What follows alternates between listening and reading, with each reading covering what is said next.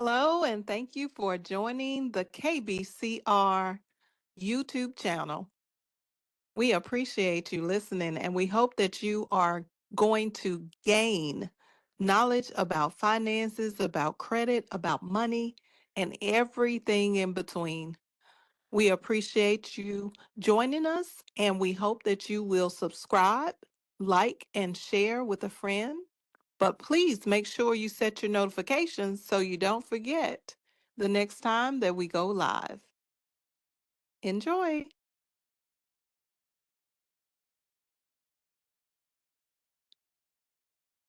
Today, I would like to talk about the perspective of credit, money, entrepreneurship. I would like to talk a little bit about all of those things because of our journey in business, if you are a business owner,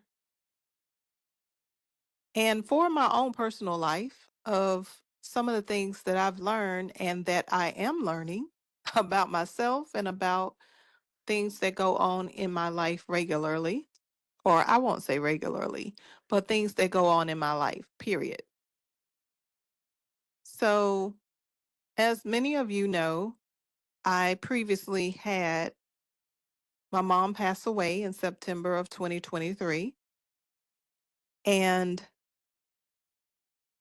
I inherited her vehicle, which was the vehicle of my grandparents and my grandmother, whom is still alive at 99 years old, has an upcoming birthday in March. She'll be 100 this year, so amazing.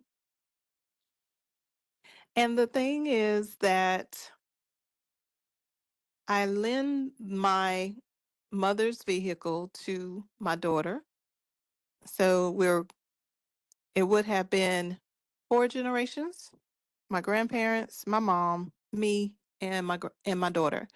So that was a benefit or a vehicle that four different generations, actually five generations, were able to utilize. And just with this thought right here, let's just stop for a moment and think about that.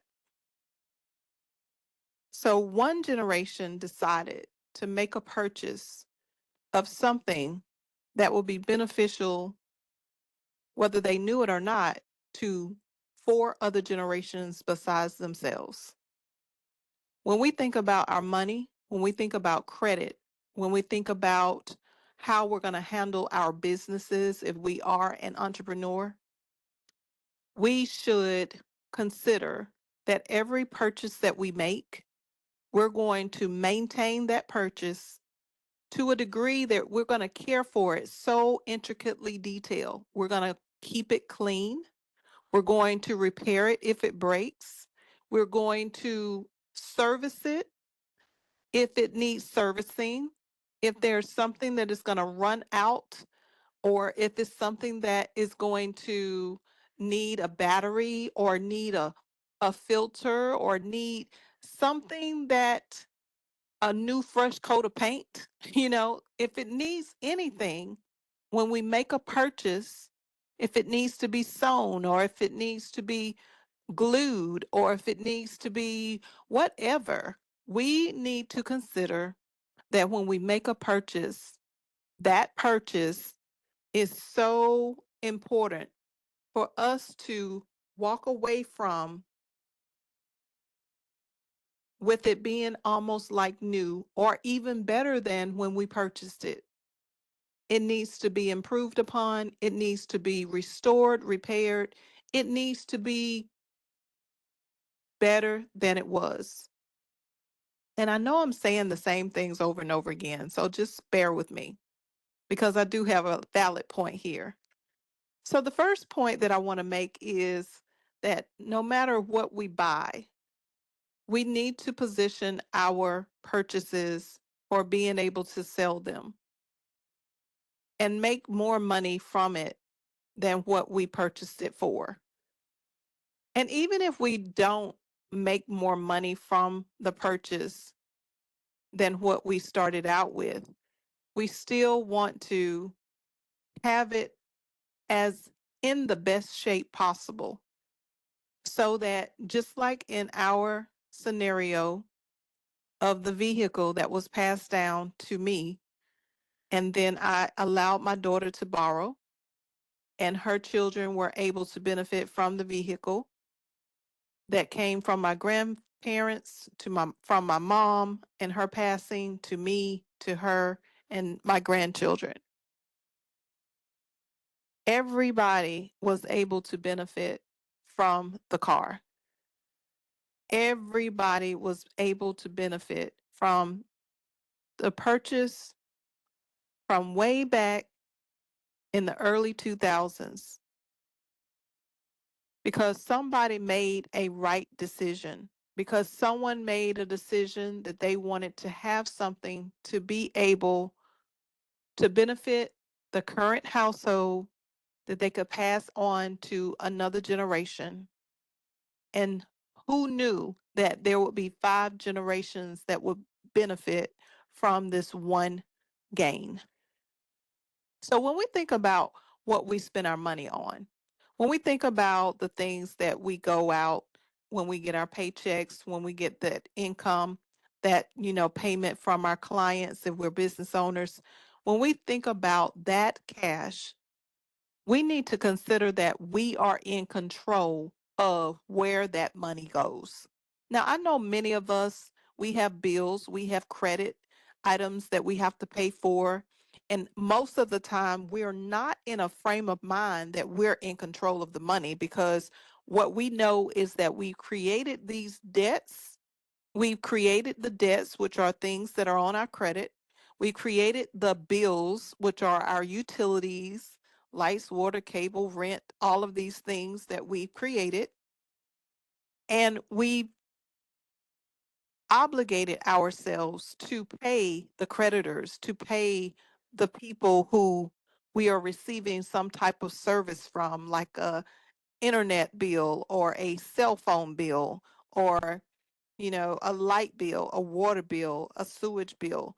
We have obligated ourselves to pay these things in multiple different services in multiple debts. And so when we receive income, no matter where the income is coming from, whether good or bad, when that money hits our hands, instead of us looking at what we should do with the money so that the money will be placed in a investment that is going to bring us a greater return.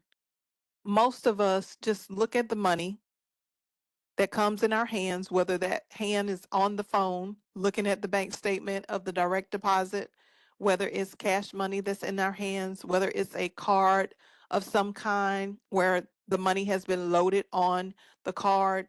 But we look at that money and we immediately know and understand that we are not controlling the money. We are allowing the money to be controlled by the people who we owe. So I want us to stop and think about how significant this is for us to really gauge an understanding of being in control versus not being in control of what we have. There is never, ever going to be a time where we're going to just have every single penny that we ever wanted in our life. I don't think that there's ever a time where people just suddenly receive a lump sum of money because they wish for it, because they hope for it, because they haven't taken any actual steps towards making a change so that they can have a different outcome of income. And I want us to stop and think about how this is the determining factor of deciding whether or not we want to spend the rest of our lives being the kind of person that's on the receiving end of just receiving whatever is passed on down to us. What are the crumbs that are left over after we have paid the bulk of our income to creditors and people who we owe a service to, people who we actually don't owe the service to, but that are providing us a service? You know, when do we begin to wake up and realize that when the money is in our hands, it is our choice of what we are going to do with it? Whether we will pay the bill, whether or not we will buy something that is not of value, like eating out multiple times in a week, whether we will decide that we are going to buy some clothes or some shoes that we know we don't necessarily need, whether or not we are going to go to the bar, or we're going to go to buy a bottle of wine, or we're going to go and buy some a luxury travel day, a luxury spa day, a massage, or whether or not we're going to purchase an electronic that we know we can't afford. What is it that we are doing with our money when we have that money in our hands, whether it's on our phones, it's in our bank account, it's on a card?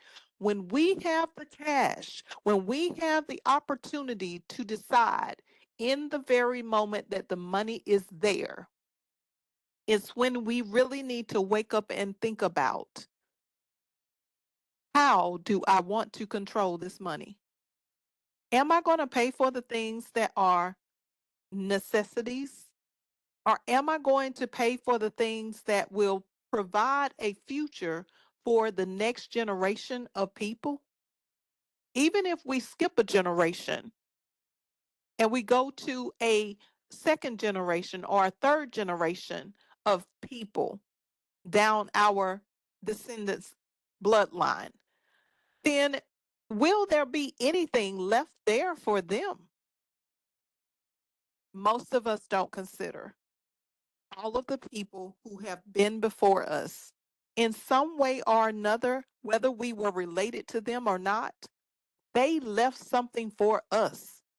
There was something that was left that we are benefiting from right now to this very day, whether it's land, whether it's housing, whether it's vehicles, whether it's clothing, whether it's jewelry, whether it's art, whether it's some commodity that is of significant value or not. Something was given to us. And what are we doing to position our minds to give to others that are coming behind us? See, the issue with being able to receive money, especially those of us who want to be 100, I'll say a six-figure earner or a seven-figure earner, those of us who feel like we want to be a billionaire, a trillionaire, and we're waiting for a lottery ticket. We're waiting for someone to give it to us, for a child to go to college and to pursue their career because we've supported them all of their life. And we are expecting that they're going to come back and take care of us. Whether it is that we ourselves are just busting our tails every single moment of our day in the job or the business that we are a part of, that we're working in, and we're thinking that, I can do this, I can work, and as long as I put in all of my efforts, then I'm going to get a great return. And we're thinking in our minds that we're doing the right thing with our money, and we're doing the right thing with the credit that we have been given access to. But in truth, the truth of the matter is that in order for us to really excel, we have to think about more than just ourselves and more than just our children. And if we don't have children, who are our nieces and our nephews? And if we don't have nieces and nephews, who are the people that we can impact in the next generation? A generation usually is about a 20 to 40-year gap. So, what is the next generation going to receive from us? See, when we begin to think about others, it's when we begin to be blessed. We begin to be blessed in a way that's when multiple streams of income begin to flow through our lives. But most of us are so focused on ourselves and what we have or what we don't have that we can't get outside of the realm of not much less controlling money, but even more so believing that we're really going to receive a big lump sum of cash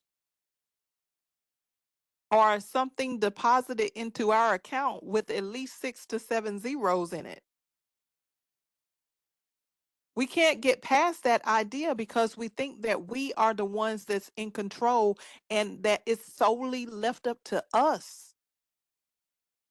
But when it comes to us understanding money, understanding credit, and understanding business, our bottom line is it's always going to be about more than just us. It's always going to be about more than just me. It's always going to be about more than just one generation because there's always and forever will be another generation that's waiting. And if we decide that we're not going to do anything for the next generation, then we can certainly just hang up on the wall somewhere this idea that we're just going to automatically be wealthy to a degree that we'll never have to worry about money again. Everyone that has wealth, everyone that has six-figure incomes, seven-figure incomes, eight-figure incomes, and higher. Yes, there are more than just an eight-figure income. It is real. However, everyone that has those high incomes, including myself, we don't think about just ourselves. Our entire world is surrounded with a thought of someone else. How will the children do with money? How will they decide and operate with the gifts, the skills, the talents that God has given them? In addition to, how will they give back themselves? What is it that they understand or that they're doing right now that will allow them in their lives to take care of themselves properly and take care of their children properly, or their nieces and nephews, or the next generation of people? What is it that they understand that I understand to get to where I am? See, my grandparents and my grandmother, who is still living to this day, understands a concept of giving. She understands a concept, a precept of giving. A precept, and the difference between a precept and a concept is a precept is the original idea from the one that created us all. A concept comes from mankind. And my grandmother understands the precept of God. She understands that God gave everything that we see on earth, God gave it to us. Everything that we have in our possession, God gave it to us. Our income, our jobs, our family members, our friendships, our relationships, spouses, and significant others, God gave it to us. And He gave it to us with the hope that we would take care of it to a degree that we would make it better, that we would improve upon the relationship, we would improve upon and make things better for the houses and the land and the material gain and the natural resources and even our animals and even our plants and trees and our grass and everything that he has put in our possession, the fish, the birds, everything, even the little insects that crawl around. We are to make things better. We are to improve and make them greater so that whoever comes behind us, not only do we live in abundance, but the people after us live in abundance. If you truly are serious about wealth, taking control over struggling every day about how to pay your bills, how to make money, why things aren't working out, why are you always running into a bind? Why is the situation that you cannot get your credit together and keep it together? Why are you running in cycles?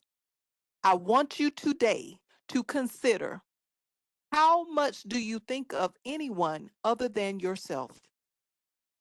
How much do you give back? How much do you consider another generation? Because when you begin to expand your mind and your money with this precept, the world is yours. Then the unlimited supply of money can flow through you and the generations behind you. But I want us to take away from this to really just kill the idea that we're going to receive a pie in the sky that's going to fall in our lap and we have to do nothing for it. Every single human being has something to contribute, whether they are young, they are middle aged, teenagers, they're old, no matter what the age. Everybody has something they can contribute. And that is why it is so important for us to understand that we all have to do our part. We cannot be individuals who are selfish and only considerate of ourselves and our own well being. That's not to say that we don't care for ourselves over other people, but it does mean that we take care of what we need to take care for ourselves, and we also consider others after we have cared for ourselves. After we have looked at the things that we need in order to stabilize our own lives, that we buy and purchase things that are going to be beneficial to us, but we also keep those things or sell those things of a greater value for something better, something better for the next generation. Not just for us to glean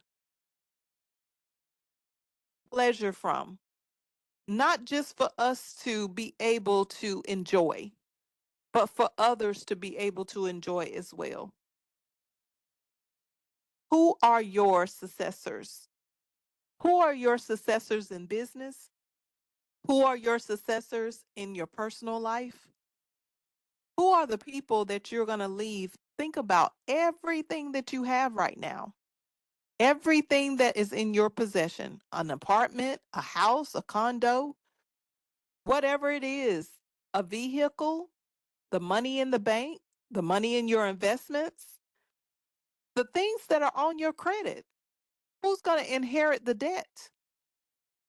Oh, so y'all didn't know that when it comes to credit, that there are some creditors that don't have optional credit life insurance to pay for the debt. So when you die, your family inherits that debt.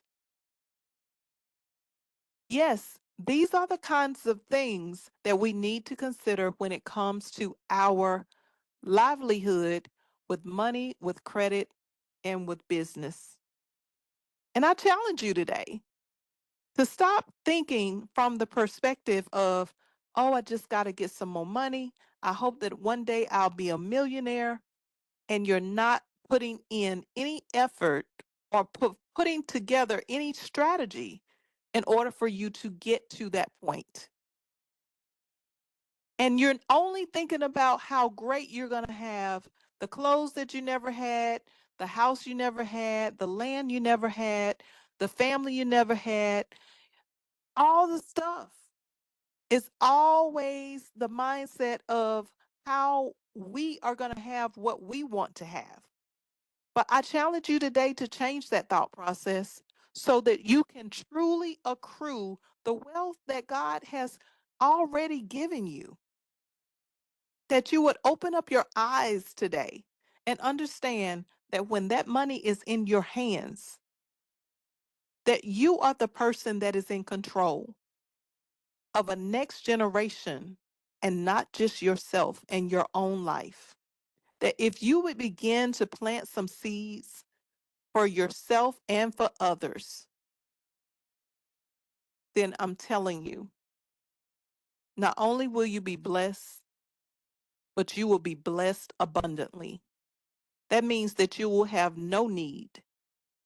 There won't be anything in your life that's missing and broken or lacking or without, because you will have unlocked the key to financial wealth.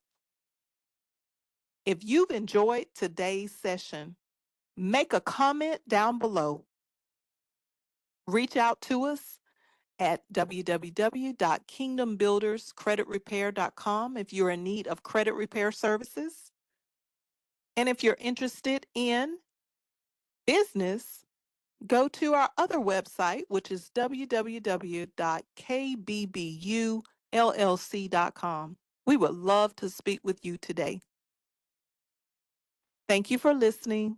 Don't forget your notification button, because you never know what we're going to talk about and when we're going to talk. Until next time, take care. Be blessed.